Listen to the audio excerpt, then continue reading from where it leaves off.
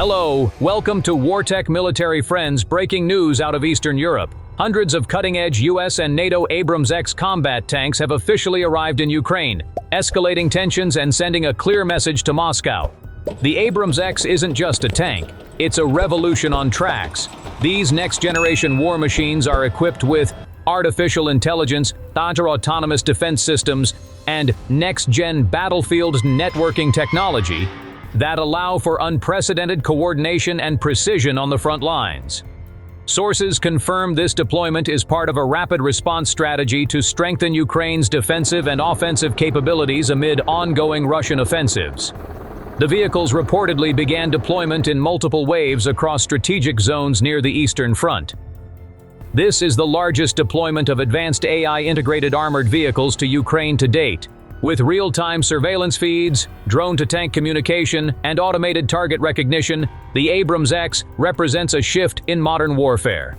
As NATO redefines the battlefield with intelligent machines, the Kremlin is watching closely, and the world is left asking, is this the tipping point in the Ukraine conflict? So what makes the Abrams X deployment such a game-changer? First, let's talk about automation.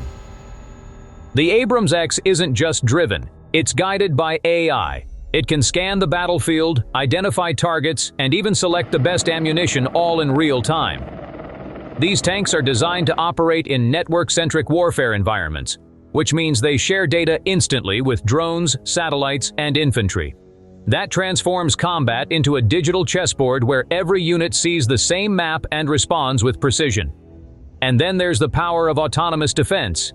Each Abrams X features active protection systems that can intercept incoming rockets and missiles automatically, reducing the risk to the crew.